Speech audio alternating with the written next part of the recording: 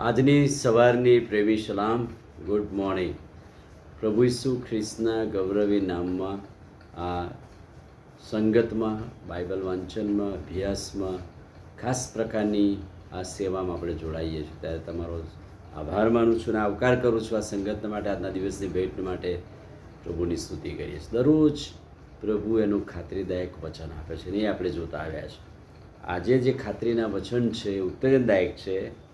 ઈશ્વર આપણી સાથે છે દરરોજ કાયમ, એવી એક ખાતરી દરરોજ પ્રભુ આપણને આપે છે એના વચનથી. યહોશુઆ જ્યારે મૂસા પછીની લીડરશિપ કે આગેવાની લે છે ત્યારે એ જુવાનીઓ હતો, ગભરાઈ જાય, બી જાય, આટલી બધી જવાબદારી મોટી, પણ પ્રભુ એને ઉત્તેજન આપતા શું કહ્યું? હું તારી સાથે છું. યહોશુઆને ખાતરી આપી. યહોશુઆના પહેલા અધ્યાયની શરૂઆતના 1 થી 5 વચનો તમે જોજો. પ્રભુએ એને ખાસ પ્રકારે કહ્યું કે તારા આયુષ્યના સર્વ દિવસો પર્યંત કોઈ માણસ આ આગળ ટકી શકશે નહીં, કેમ કે હું તારી સાથે છું. જેમ મૂસાની સાથે રહ્યો એમ હું તારી સાથે રહીશ, અને હું તને તજીશ નહીં અને હું તને મૂકી દઈશ નહીં. એટલે દરરોજ પ્રભુ આપણી જવાબદારીઓમાં, આપણી લીડરશિપમાં, આગેવાનીમાં ખાતરી આપે છે કે હું તમારી સાથે છું. હું જેમ મૂસાની સાથે રહ્યો તેમ તમારી સાથે પણ રહીશ. એટલે કે ઈશ્વર સાથે છે, પ્રભુ આપણી સાથે રહે છે, એવી ખાતરી પ્રભુ આપે છે. બીજી ખાતરી કઈ આપે છે? પ્રભુ આપણી સાથે રહે છે, પણ પ્રભુની દયા કાયમ આપણી સાથે હોય છે. ઈશ્વર એની દયાથી આપણને દરરોજ ધારે છે. ઈશ્વરની દયાની ખાતરી દરરોજ આપણી સાથે હોય છે.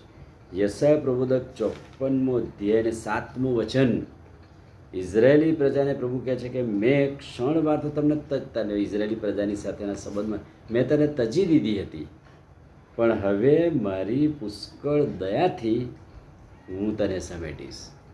પ્રભુની દયા કેટલી ગજબની! ગજબની દયા ઈશ્વરની એ ખાતરી દરરોજ. જો કે આપણે પ્રભુને છોડી દઈએ છીએ, આપણે ભૂલ કરીએ છીએ, આપણે પાપ કરીએ છીએ, પણ પ્રભુની દયા ખૂટ છે કે દરરોજ પ્રભુ કહે છે કે મેં તો ક્ષણવાર માટે તમને તજી દીધા, પણ કહે છે કે હું એવું કરી શકતો નથી, પણ મારી પુષ્કળ દયાથી હું તમને સમેટીશ. ક્રોધના આવેશમાં મેં મુખ ફેરવી દીધું હતું, પણ હવે અખંડ કૃપાથી હું તારા પર દયા રાખીશ. હું તારા પર ફરીથી ક્રોધાયમાન થઈશ નહીં, અને હું તારી સાથે છું. એટલે કે ઈશ્વરની હાજરીની દયાની ખાતરી પ્રભુ બતાવે છે. ત્રીજી વાત, યશાયા પ્રબોધક 41મો અધ્યાય અને 8 થી 10 વચન.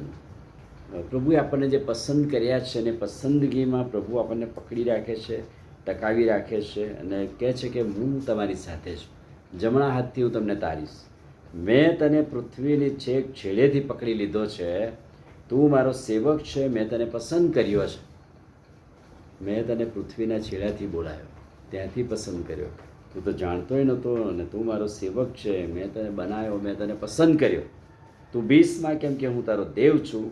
મેં તને જમણા હાથથી તને પકડી રાખ્યો છે. મેં તને જમણા હાથથી તને ધરી રાખ્યો છે કે પકડી રાખ્યો છે. અને પ્રભુની કૃપા કેટલી મોટી છે કે પ્રભુ દરરોજ એની ખાતરી આપણને આપે છે. ઈશ્વરની હાજરી, ઈશ્વર આપણી સાથે છે તેની ખાતરી મજબૂત છે. જેમ યહોશુઆને પ્રભુ કહ્યું એમ દરરોજ આપણને કહે છે કે જેમ યશાયા પ્રબોધક પ્રજાને સંબોધીને કહે છે કે મારી પસંદ કરેલી પ્રજા છે અને ઈશ્વરની દયાની ખાતર મેં એને તજી દીધી હતી, પણ મેં પાછી સમેટી લીધી છે. અને પૃથ્વીના છેડેથી પ્રભુએ આપણને પસંદ કરીને જમણા હાથથી પકડી રાખીને મજબૂતાઈ પ્રભુએ આપણને બતાવી છે. અને આ ખાતરીદાયક વચનને માટે પ્રભુનો આભાર. આમીન. પ્રાર્થના કરીએ. વાલા પ્રભુ, આજે સવારે તમારા અદ્ભુત ને પવિત્ર વચનને માટે આભાર. વચનના પ્રકાશમાં અમને દોરો, અમને તમારું સામર્થ્ય આપો. પ્રભુ ઈસુના નામમાં માંગીએ છીએ, સાંભળો ને માન્ય કરો. આમીન. God bless you.